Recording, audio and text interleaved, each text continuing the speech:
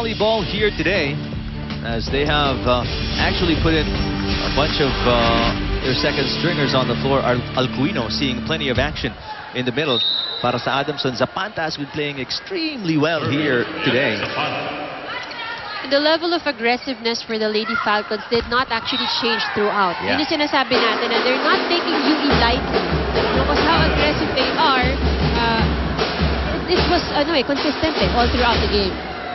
An error again on UE's part. That's a 7-point lead now para sa Adamson. Another poor reception, and this is, I guess, the beginning of the end para dito sa UE. When they, yun nga, pag nagka-error silang isa, usually may kasamang tatlo yan, no? That's right. Yun yung sinasabi. Parang metro ng taxi. That's, one thing they really need to find within themselves is how to stop these errors. Makatuno sets it up. Pineda. Pineda. Really on and off here today. Sometimes she gets a good one. Sometimes she sends it out of bounds. That was more of the latter. As now UE gets a free point. So UE can still trim down the lead. Again, they just have to make sure to control the errors. Dun muna sila magsisimula. Pineda blocked. 2 errors of Pineda.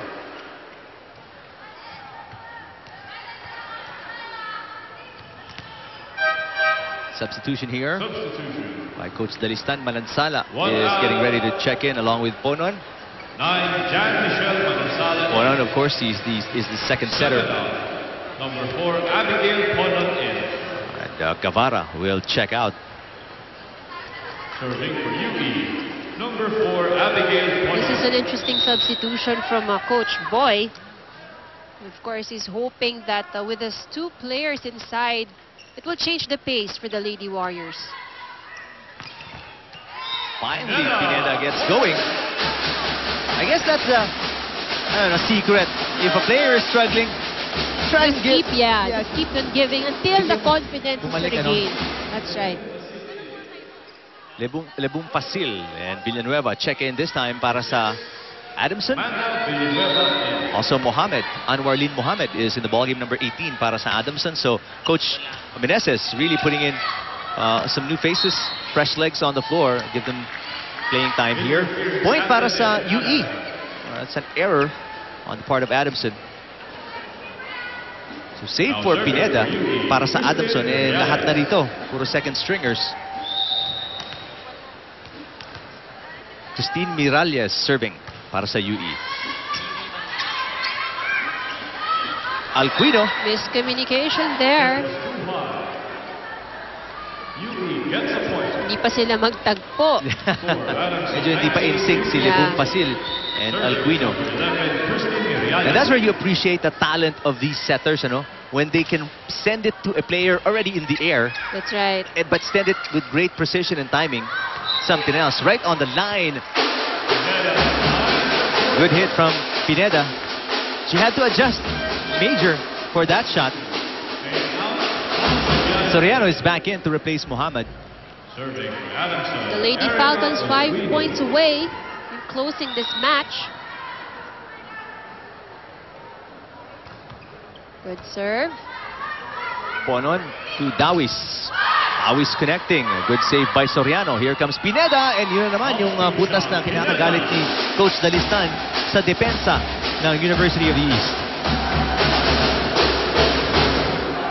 Pineda finally figuring it out.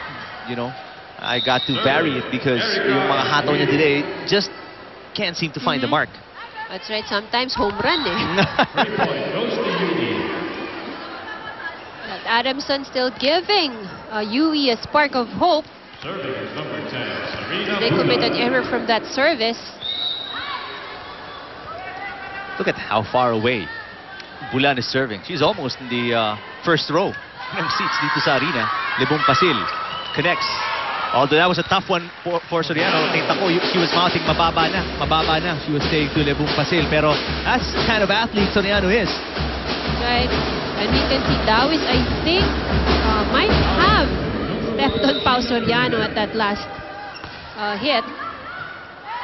Again, another short serve on the part of Adamson, scoring another point para sa UE or make that para sa Adamson. UE can't seem to correct this. Timeout si Coach Dalistan, pero pakinggan natin ang Adamson.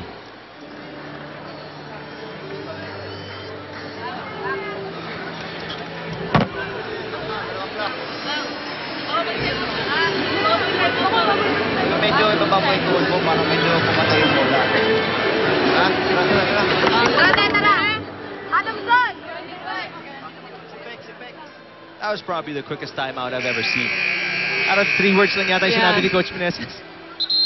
And there's actually very minimal instructions. Baga parang reminder, no? Exactly. Baba mo lang yung tuhod mo ng konti. But that was Coach Dalistan's timeout. That was a UE timeout actually. So kaya wala rin na planong sabihin si Coach Meneses ng Adamson. 23-15 Adamson, and they're also up 2-0 against UE here.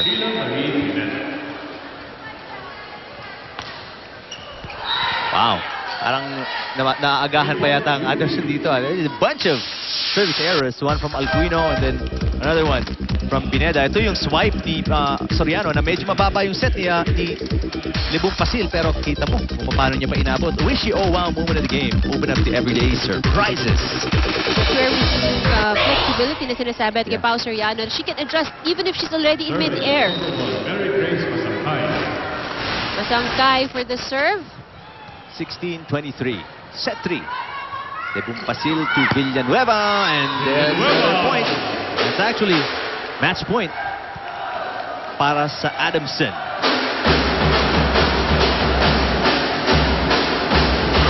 Match point. Number 6, Amanda Villanueva. Second-year player, Amanda Maria Villanueva. Serving for the match. And wow, 3 straight service errors on the part of Adamson. What gives? And I think this is the point already when I think that they're already being complacent. Parang sure na kami, panalo na kami. So a match point saved, not of their own accord though. Soriano finally puts the exclamation point on this spectacular performance by the Lady Falcons. Well, UE didn't really put up much of a fight either. A 3-set win by the Lady Falcons to climb up to 6-3 in the standings, while the Lady Warriors dropped down to 0-9. 25-16, 25-14, 25-17 will award the best player when we come back.